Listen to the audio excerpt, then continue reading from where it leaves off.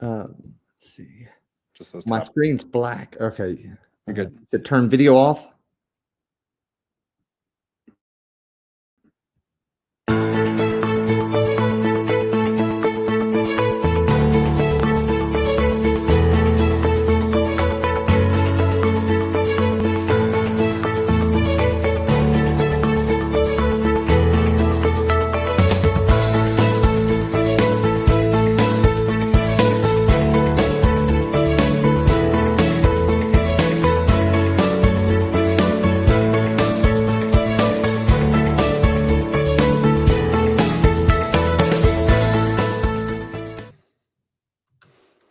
Welcome to T0 Endurance Webinars. This is your I Wish I Was Racing series. I'm your host, Fireman Rob. We have a great 6 weeks. This is week number 2 of 6 weeks of great content, all for you for free. It's to inspire you to focus, to give you weekly challenges to inspire you. This week is no different. I met this gentleman back in 2012 at the Ironman World Championships. We both did it because we were Kona inspired athletes. And I want to show you and play you his video first to kind of give you a back idea. I know he's smiling in that picture right next to me, but I'm going to show you this video and be inspired.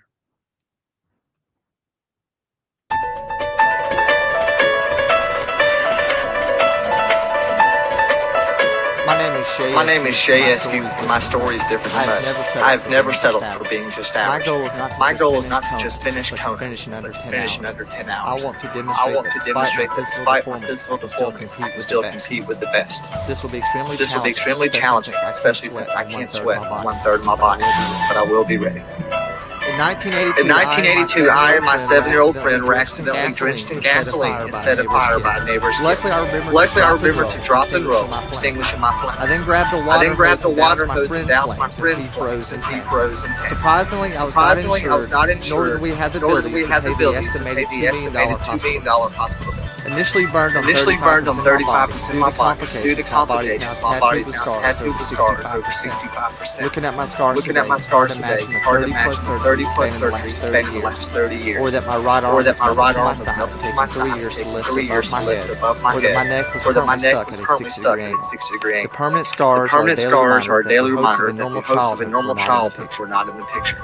The way I saw it, I had two choices. Feel sorry for myself, or prove everybody wrong. Prove I could do anything as good or better than normal kids. I'm not asking for sympathy.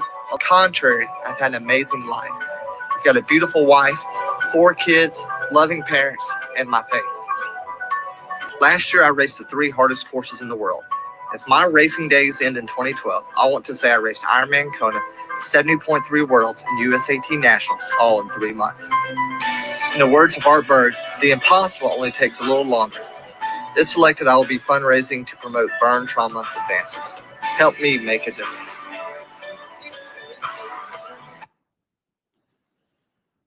All right. We have the guest today, Shay. How are you doing, buddy? Hey, living the dream, my friend.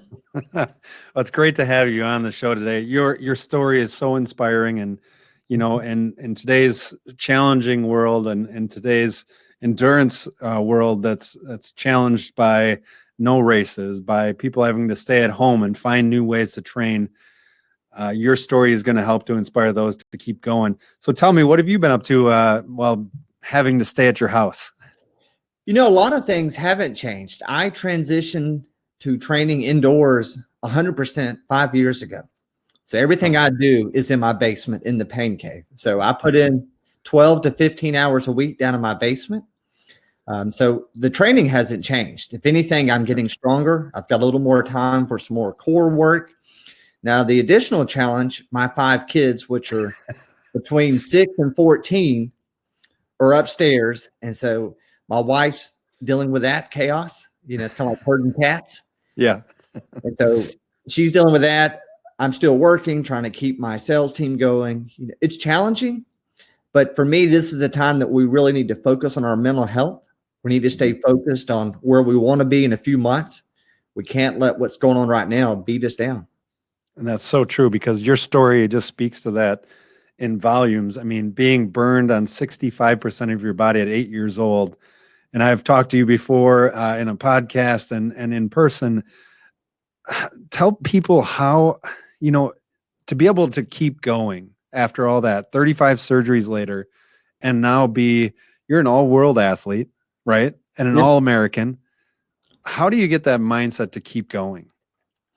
The way I look at it, we all have two choices in life. People love to say, I didn't have a choice. You always have a choice.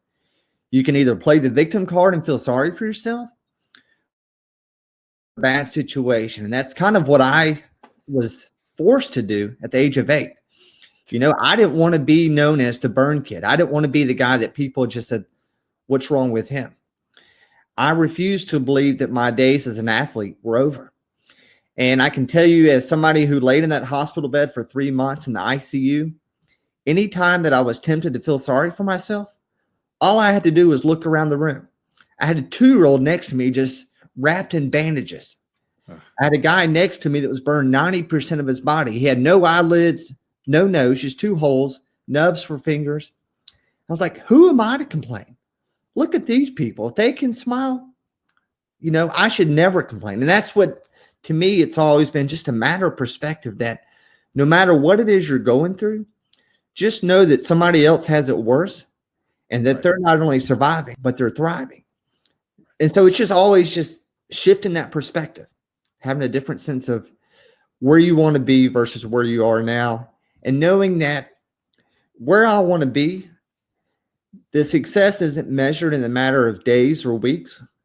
It's measured in months and years. And that's what people don't realize. Like when they see me competing now in triathlons, they're like, man, you've been ranked top 1% in the last 5 years.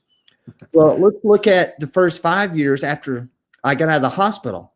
I was absolutely the worst athlete on the team. And I use that word athlete loosely because I was not an athlete, but I was one hell of a competitor. I was always going to give you everything I had. Like, you knew I was leaving everything on the field. Right. But it's all those years of doing everything and realizing you're still the worst that creates that hunger to do whatever it takes to get better. That's so true. That's so true. And just to give people a perspective, you came, in 2012, what was your final time on an Ironman Kona? Do you remember? 10:45. 10:45. And so that was not your goal to finish. You wanted to be under 10. Yeah. And since then, have you done it again? I have not. So it's one of those, I had a great race. Right. Oh, you had a great race. Everybody kept telling me, like, dude, you realize what you're trying to do? 10 hours as a first-time trooper? You've only been racing 3 years. Do you really think you can go sub 10? Right. And what a lot of people didn't realize going into it, I couldn't sweat on a third of my body. Yeah. The other 2/3, I couldn't stop sweating. So to get ready for Kona, I engaged a dietitian. I spent 5 months weighing myself 5 times a day, calculating my sweat rate. So I knew I was going to sweat 5 pounds every hour for 10 plus hours out there. You can't physically put that amount of fluid back in you. No. And so I spent those 5 months training my gut to process as much fluid as I could. So I was able to process 1.5 liters of fluid every hour for 10 hours straight. Wow. But even despite all that, I was urinating blood in the marathon at Kona. And so once that race was over, literally I was cramping up, full stride, falling down on the pavement, running that last marathon. Wow. And so when you have that kind of race and you said, hey, 10:45, despite all this stuff, man, I'm ecstatic. There was no remorse, no regret. There was no, well, I could have. No, I did everything I could. Just physically, my body, that's the best I could do that day on that course. And on the way home, I was reflecting on this and I said, love, and at the time we only had 4 kids under 6. Okay. Right. It's so much easier, it's so much easier. So on the flight home, I said, babe, you know what? I'm walking away from the full Ironmans from right now. I want to go out on top. I want to savor this experience. I don't want to tarnish it by trying to one up myself. I had my entire family there. My kids were there at the finish line. My dad was there. What more could I ask for? And I said, more importantly, I want to be a great father and a great husband. And so that's when I made the transition to doing Ironman 70.3, which is a half Ironman. And that's when I've kind of reset my goals as, look, instead of being a competitive Ironman, I want to be top 1% of Ironman 70.3. Wow. And so when I got home, shortly thereafter, I hired a former world champion as my coach, had him write all my workout plans, and everything has happened as planned. Right. But just kind of having that realization that, look, you're doing everything you can. Don't beat yourself up over it. And that's what helped you. Like, you may have seen it, but like in 2011, I was on Team USA competing at ITU Long Course Worlds. I finished fourth from last. I really thought I was going to be top 10 based on my training and physical conditioning, but I had 3 flats on the bike. And literally, I ran 6 miles barefoot, pushing my bike. And luckily, another racer threw me an inner tube, allowed me to inflate my tire to get back over. Right. And flying home, my wife's like, babe, I feel so bad for you. Here you thought you'd be top 10. Now you're fourth from last. You spent 10 months training for this one race. Right. And I told her, I said, babe, you know what? I'm okay with it. Because I proved to myself today, I will always do whatever it takes to get across that finish line. Right. And that's what the key to life is. When you know that you will do whatever it takes to get across that finish line, the obstacles you face in life disappear. They start becoming opportunities because you know most people won't do that. Right. Most people, when it gets hard, they're out of there, you know? Right. And so I know now I will always do whatever it takes, and I will always get across that finish line. I love that perspective. It's a huge perspective, especially for now, is that those first timers. And that's always the thing that that you look at, like in this kind of challenging environment, is that person who signed up for their first Ironman or their first Ironman 70.3 or their first sprint or Olympic, and then it's canceled. What would you say to those people who this is their first chance at this? This is, their dream. What would you say to them to keep them motivated and focused? To me, it's don't look at it as a disappointment. Oh my gosh, the race is canceled. My race just got canceled in 3 weeks. I was doing Ironman Chattanooga 70.3. As soon as it was canceled, I said, hey, this is great. Now I've got 3 more months to really get in peak condition. Right. This is awesome. I'm already in good shape. I'm going to be in even better shape in 3 months. So just keep looking at it as you're given an opportunity to enhance your physical fitness. Not that, I can't race. Somebody's giving you more time to prepare to be ready for it. That's a great way to look at it, even though that sounds really, really painful. Now, tell me, you've been a part of the Ironman Foundation and been on the team for a while. Tell me some of the benefits that you've seen from that and why it's so important to be part of something bigger in the endurance sports. Rob, I think you appreciate it, like most of your listeners out there, that it's easy as a triathlete to become self-consumed. Mm-hmm. Like you see what it's doing to you mentally, physically, the transformation. Yeah. But to me, my goal has always been, I want to recreate that feeling for somebody else.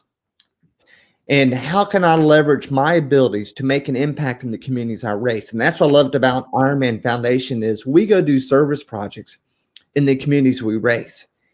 And what's even better is many times we're not even working with athletes. Like in Puerto Rico last year, we took an abandoned school because of so many people have left the country. Right. And we repurposed it for a community service center. So we're there with local kids, painting the school, cleaning it up, making it where they can use it as a community service center. In Chattanooga 2 years ago, we taught swim lessons with at-risk kids. And these kids are all just excited to interact with all these athletes. They see us with all our cool gear, our fancy looking tight pants on. Like, what are you guys doing? You must be fast if you wear those kind of swim jackets. Oh, you have to have confidence. That's what makes it so exciting. And I can tell you, like the service project I did in Port Elizabeth, South Africa. Mm-hmm. I'm working side by side with Paula Newby Fraser, the queen of Kona. Yeah. And we're painting a student dormitory. This was a school that housed kids that were abandoned at birth. So this school takes them in. They live there. And so we painted the entire dormitory for all their students. Oh, wow. So here you are painting with an Ironman legend. Yeah. We're telling stories, reminiscing about races, and all the while you're having an impact on these kids on the other end of the world. It's a huge thing to be part of something bigger. And definitely, I think the endurance sports community, especially in these times and challenges, that you look to each other to be able to continue to push forward and see that there's going to be something on the horizon that's going to be great, right? Absolutely. And for me, it's always like when I race, my goal is always to motivate as many people in the course as I can. Like when I'm passing somebody, you've always see, I don't pass anybody. That's because you're a faster swimmer. So when you're I'm one of the last ones out of the water, so I can only pass people. Like I love coming up on somebody on the bike or the run, and they've got their race bib on, and you say, "Hey, Jim, you're looking great. Keep it going." Yeah, and you can just see their spirits lift. What other sport in the world do people do that? Right. You don't see them doing that out there in the football field, going up to a competitor. Hey, nice hit. Bring it next time. They don't do that. But in triathlons, we do that. We tell our competitors, hey, great job. Don't quit. Do you need anything? You see somebody cramping. Hey, bud, you need a salt pill. And I think that's why I love this, because everybody's out there trying to help you get the most out of you, right? Help you attain your best version of yourself. That's so true. That's so true. Now, with you continuing to train, I need to know, and I want people to understand, how do you train at home? Like you have 5 kids, right? Are you doing like shoulder carries for the kids up and down the stairs, or what kind of training is there at Shay's house? So number one, even with this social confinement, my schedule stays the same. So I try to get in bed 8:30, 9 o'clock at the latest, get the kids in bed by then. I get up at 4 a.m. I eat, drink coffee, and read for the first 30 minutes. I'm on a 4:30 call every single morning for the last 35 days. 4:30 a.m. call for 30 minutes. Wow. And this is all with like-minded people from around the world. And we're all just talking about what's going on and what can we do to improve. That's awesome. And I start my workout at 5. So generally I can get in 2 hours before the kids even get up and start, doing anything. Causing a ruckus. Yeah. And then I do have a nice little workout room that I've built over the years, and it only came about because we bought a 12-passenger commercial van to haul our kids around, and we didn't realize till we got home and tried to pull in the garage, it wouldn't fit. Of course, my wife's panicking. She's like, "Oh shit, what do we do?" And I was like, "We just got a home gym now." So we ripped the garage doors off, put in sliding glass doors, and made it a pain cave that nice. serves the dual purpose as a home office. And so, I put in my exercise bike down there. She's got a Peloton now, and I've got a treadmill, put a big screen TV down there. Oh, wow. And, that's awesome. People struggle with working out on a trainer, on a bike trainer, or on a treadmill. And it's hard at first. I get it, I wasn't excited about it, but it's one of those things like when you just say, look, I'm going to embrace the suck. This is going to be miserable. Let's just get used to it. Use it as a time to work on my form, to get mentally strong. Right. And then you realize after a couple months, you actually enjoy it. Like on the bike trainer, I've got my racing bike set up on a Wahoo trainer. And what you realize, like a 2.5-hour indoor bike ride is equivalent to 3 hours outdoor. Huh. And so I'm so much more efficient because there's no coasting, there's no resting. Right. You're working the entire time.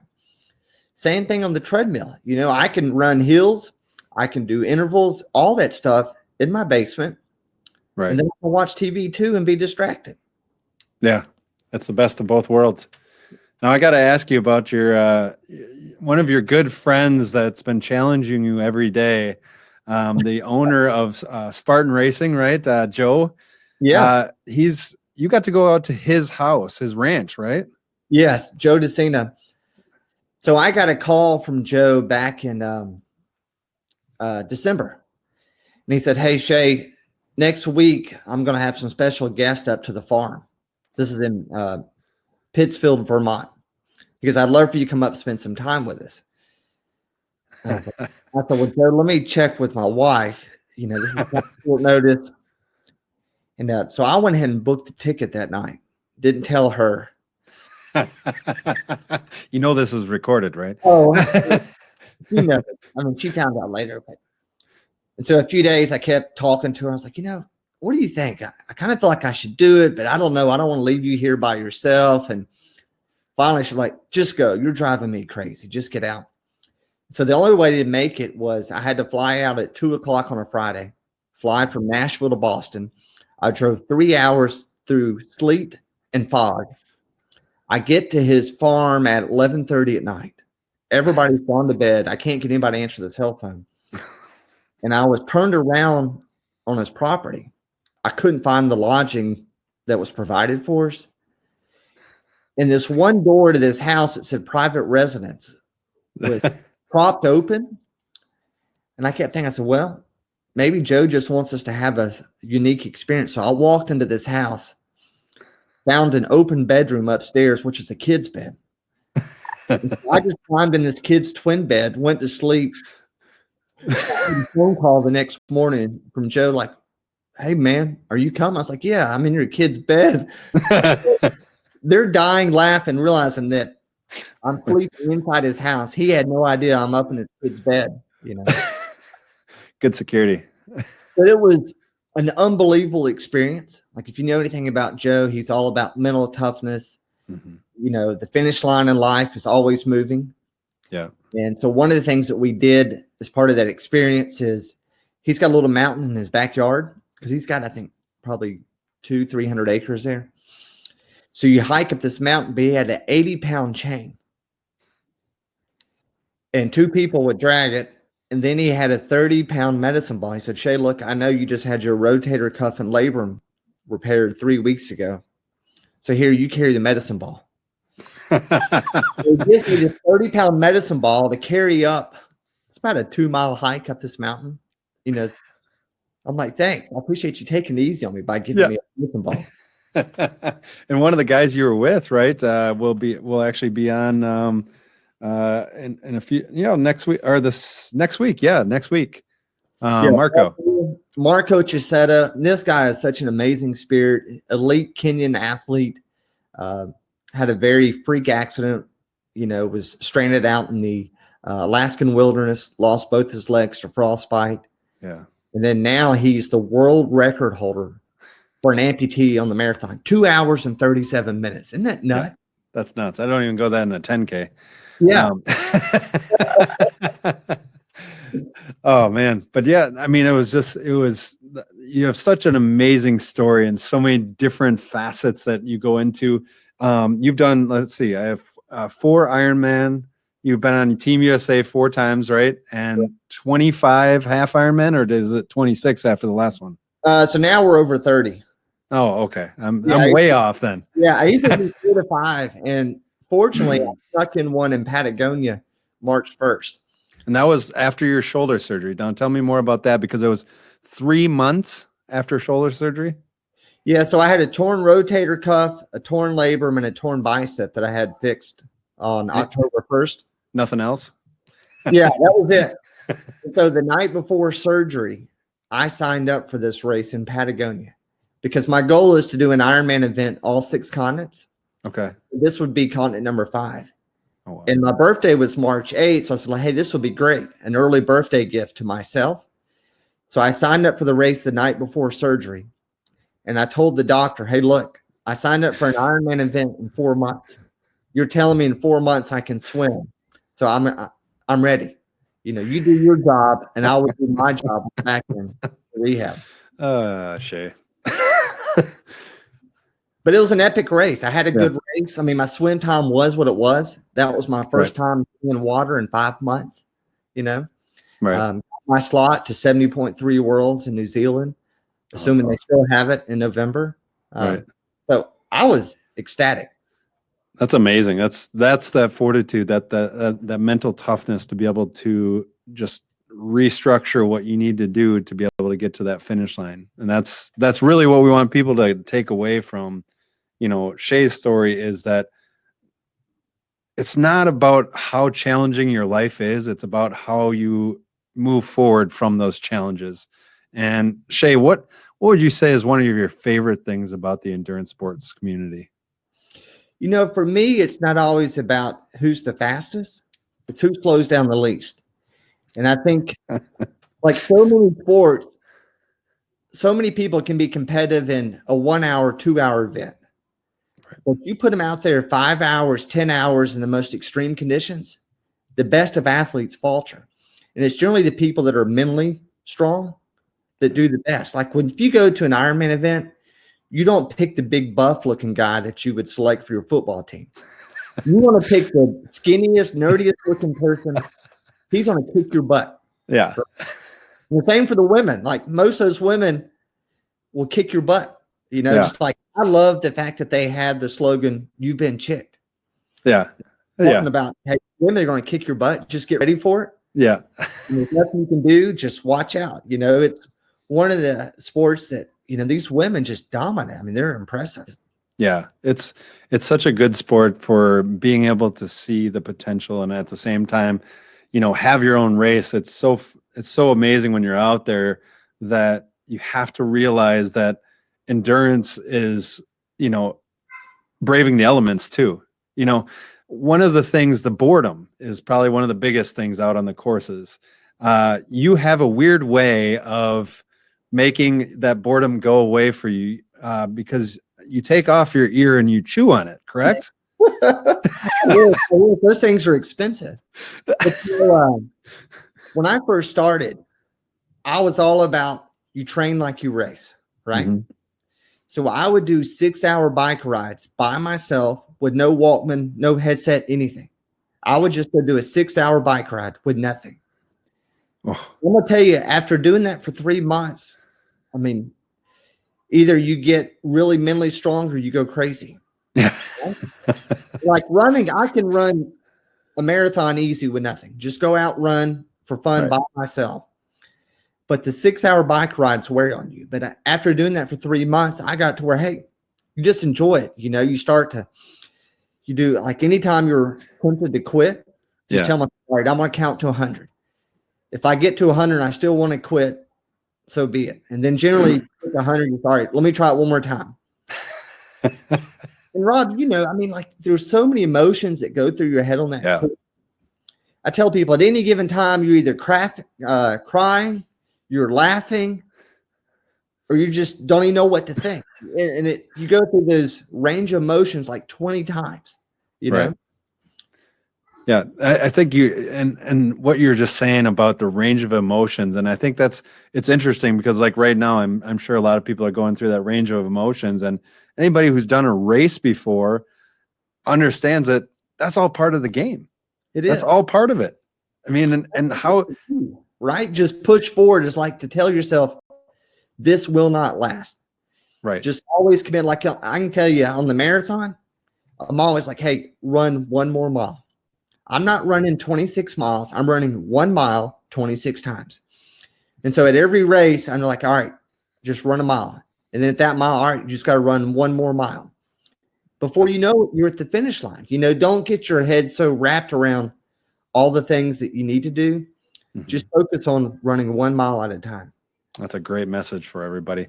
I want to pitch your book too, because it's a great book, a great read. What the Fire Ignited by Shay Eskew.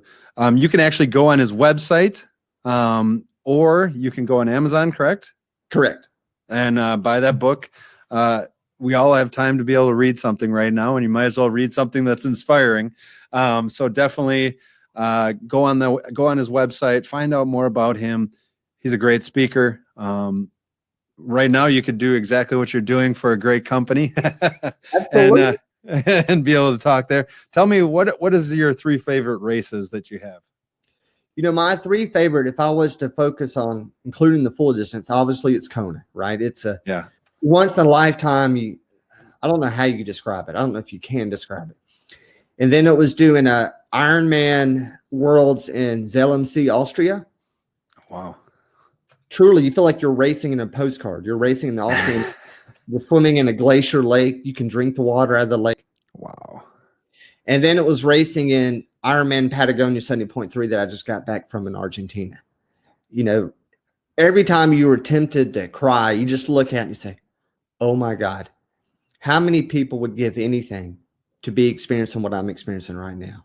How fortunate am I to say I'm biking through Patagonia? You know, you read about it, maybe you've got some of the clothes, but we can say, well, look, I raced there. I don't just have the clothes. I physically put in 70.3 miles, through that country. That's amazing. And it just takes you to new places, shows you that the world is smaller than we think, smaller than we think it is. And people have that same ability to desire for something better and for something more and push themselves. So what would you say is one of the key things as we end this great webinar? What would be one of the things that you want to tell our listeners in this challenging time, what they should think? I think the key thing is to adapt a schedule, right? You can't say, hey, I don't have to work as hard. I'm going to sleep and just get up whenever. Stay on your same schedule. You got to have a routine. And I'm also a big believer, start your day off reading something inspirational. Don't read a Nicholas Sparks book. Don't read something that's about your spouse cheating on you or you die from cancer. That stuff happens. We don't need to read about it. Read about Ernest Shackleton. Read about James Braddock, Cinderella Man. Read stories where people are faced with adversity. They're tempted to quit. And despite all odds, they overcome it and achieve amazing things. Because what I believe is if you train your brain that bad things will happen and that you will overcome them, right, when those things happen, not if, but when they happen, you're already programmed. Your brain is already focused on solving it and getting through it, as opposed to saying, oh my God, poor me, what can I do now? Right. And that's what it's all about, is hardwiring yourself to say, look, I'm mentally prepared for adversity. I tell everybody, I've been preparing for COVID my whole life. I'm ready for this. You know, there's nothing that I've experienced through this that's different than anything I didn't go through as a kid. Right. If anything, this is a refresher course. That's it's a great way of looking at it. I love it. Shay, thank you so much for coming on here. Thank you so much for continuing to inspire people throughout the globe with not only your message, but your actions, because those speak way more than anything else. So thanks again for coming on here, Shay. Thanks, brother. My pleasure. All right. And thanks so much for everybody who tuned in today. We have a great lineup coming up, and just continue to watch our podcast or actually our webinars for great inspiring stories. I wish I was racing.com. We'll see you next time.